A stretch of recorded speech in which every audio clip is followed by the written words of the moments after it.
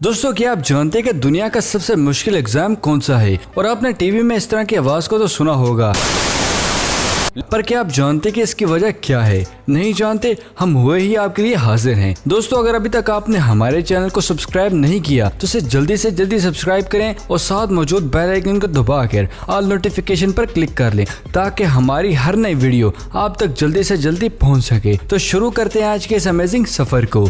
Number 1, आपने बहुत से लोगों को एलिफेंट के ऊपर राइड करते हुए देखा होगा, लेकिन क्या आप जानते कि ये किसी भी एलिफेंट को नहीं पसंद कि कोई भी इंसान उसके ऊपर बैठकर राइड करे, लेकिन ज्यादा खाने की वजह से और ट्रेनर के डर की वजह से एलिफेंट ऐसे कर लेते हैं, जो बिल्कुल भी सही नहीं है। लेकिन क्या आप जानते कि फ्रांस में इसी तरह की राइड्स को बंद कर दिया गया, तो वहाँ के लोगों को बिल्कुल अच्छा नहीं लगा और इसलिए फ्रांस की गवर्नमेंट ने ऐसा किया, जिसे देखकर आप भी हैरान जरूर हो जाएंगे। तो दोस्तों, फ्रांस ने 40 फीट ऊंचे रोबोटिक एलिफेंट को बनाया था और इस रोबोटिक एलिफेंट की मूवमेंट को रियल एलिफेंट की मूवमेंट से इंस्पायर होकर बनाया गया है, जिससे इन एलिफेंट्स पर राइड करने वाले लोगों को ठीक वैसा ही एक्सपीरियंस आता है जैसे कि रियल एलिफेंट की राइड करने पे आता है। और फ्रांस की गवर्नमेंट का कहना है कि इस तरह के रोबोटिक एलिफेंट्स को बनाकर डिफरेंट सिटीज में भी रखा गया है। और फ्रांस की गवर्नमेंट का ये भी कहना है कि इससे टूरिस्ट के एक्सपीरियंस को बूस्ट करने के साथ साथ वो एलिफेंट्स रियल पर होने वाले जुल्म को काफी हद तक कम कर सकते हैं, जो वाकई एक अच्छा काम है।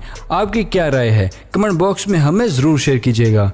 नंबर 2, दोस्तों, ये तो हम सभी जानते हैं कि गिरगिट बहुत ही आसानी से अपना रंग बदल सकता है और एक ऐसा बर्ड भी है जो गिरगिट से बहुत ही ज्यादा जल्दी अपने रंग को बदल सकता है। और आज मैं आपको एक ऐसे ही फिश दिखाने वाला हूँ जो 1 मिनट में अलग अलग पैटर्न में अपने रंगों को चेंज कर सकती है। लेकिन इसके साथ ये प्रॉब्लम भी है कि ये फिश बहुत ही रेयर सिचुएशन में अपने रंगों को चेंज करती है, मतलब कि जितनी भी कोशिश कर लें ये फिश अपना रंग नहीं चेंज करेगी और ये बहुत ही रेयर होता है। और इस फैक्ट में आपको इस फिश की रेयर वीडियो दिखाएंगे जिससे वो अपने रंगों को चेंज करती है। दोस्तों, ये जो फिश आप देख रहे हैं इसका नाम रॉकबॉल गोबी है, जो चंद ही सेकंड में अपने रंगों को बहुत ही जल्दी तेज स्पीड से बदल सकती है, जैसा कि आप देख रहे हैं। और आप ये जानकर हैरान हो जाएंगे कि ये वीडियो क्लिप इस फिश की बहुत ही रेयर वीडियो क्लिप में मानी जाती है।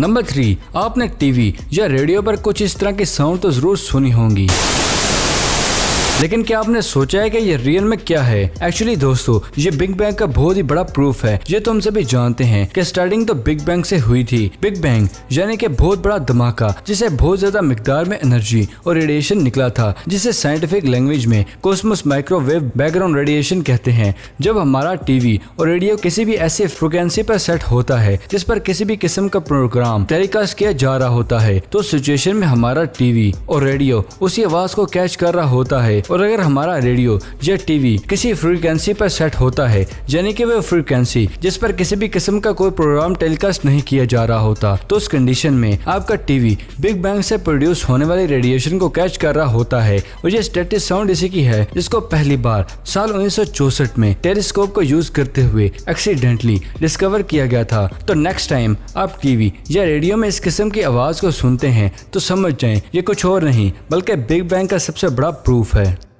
नंबर 4, आपने ब्लू व्हेल्स को जरूर देखा होगा, लेकिन क्या आप जानते हैं कि ब्लू व्हेल्स की स्पीशीज में एक स्पीशीज भी होती है जिसको हम्बैक व्हेल के नाम से जाना जाता है। ये भी एक किलर व्हेल्स की तरह काफी बड़े साइज की होती है। और सबसे अमेजिंग बात यह है कि ये हम्बैक व्हेल्स न सिर्फ अपने बच्चों को बल्कि समंदर में मौजूद अलग अलग एनिमल्स को और फिशेस को भी किलर व्हेल्स के अटैक से बचाती है। और बहुत सी रिसर्च में ये बात भी क्लियर हो चुकी है कि ये हम्बैक व्हेल्स किलर व्हेल की नस्ल की ही होती है। ये किलर व्हेल के शिकार के और शिकार के पकड़ने की टेक्निक भी जानती है, जिसकी वजह से अपनी जान को बगैर किसी खतरे में डालकर अलग अलग स्पीशीज की फिशेस और इंसान को भी किलर व्हेल के हमले से बचाती है। और बहुत से केसेस में यह भी देखा गया है कि हम्बैक व्हेल का ग्रुप किलर व्हेल के ग्रुप के पीछे हाथ धोकर पड़ जाता है और उनके किसी भी किस्म के एनिमल का शिकार नहीं करने देता। और ये ऐसा क्यों करते हैं आज तक कोई भी साइंटिस्ट नहीं बता सका, लेकिन इन व्हेल्स ने बहुत बड़े स्केल पर इंसानों की जानों को बचाया है।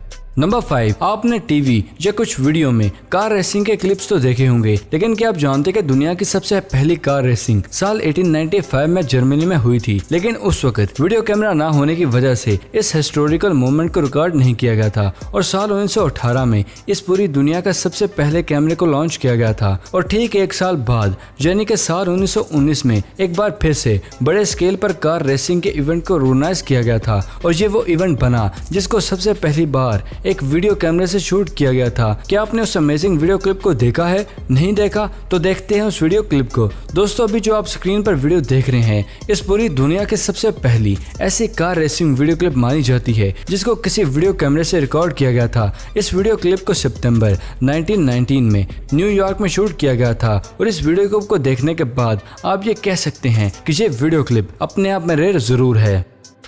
नंबर 5। दोस्तों अभी तक आपने हमारे चैनल पर ऐसी बाइक्स तो देख चुके हैं जिसमें सिर्फ बेल्सिंग और सेल्फ ड्राइविंग टेक्नोलॉजी को इस्तेमाल किया गया है, लेकिन क्या आप जानते हैं कि यामाहा कंपनी इस चीज को और ही एडवांस तरीके से यूज कर रही है, जहां पर यामाहा ने इस दुनिया की सबसे पहली face recognisation AI powered bike को बनाया है। इस बाइक का नाम मोटर वाइड है और आप ये जानकर हैरान हो जाएंगे कि इसमें बहुत ही advance cameras, voice recognition system, artificial intelligence के साथ साथ सेल्फ बेल्सिंग टेक्नोलॉजी का भी यूज किया गया है, जिसके थ्रू ये ओनर के फेस या वॉइस को डिटेक्ट करके उसके सब कमांड्स को फॉलो करती है और ये ओनर को बैठाकर उसकी वर्बल कमांड को डिटेक्ट करके उसको कहीं पर ट्रेवल करवा सकती है। ये बाइक के सेक्शन में एक न्यू रेवोल्यूशन जरूर ले आएगी।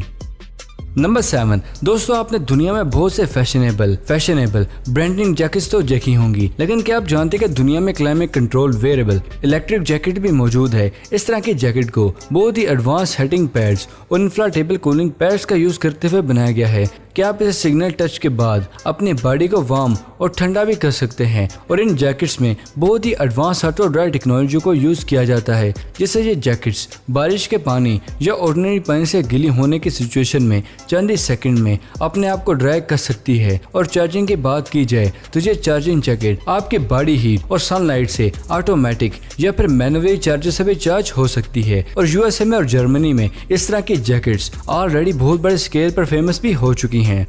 नंबर 8।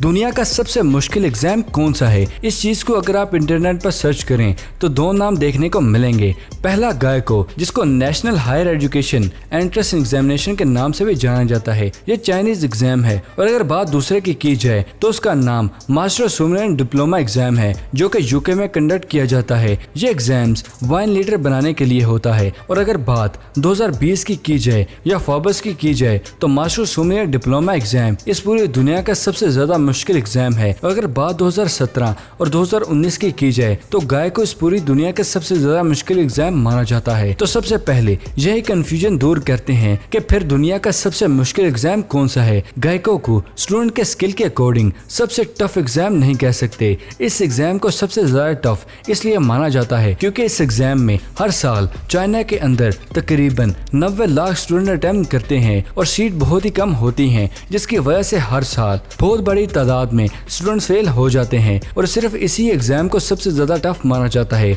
और अगर बात मास्टर सुमरन डिप्लोमा एग्जाम की जाए तो इस एग्जाम को बहुत ही कम लोग अटेम्प्ट करते हैं और इसीलिए एग्जाम को स्टूडेंट स्किल क्वेश्चन डिवाइडेशन के हिसाब से सबसे ज्यादा टफ माना जाता है। इस एग्जाम को टोटल 3 पार्ट्स में डिवाइड किया जाता है।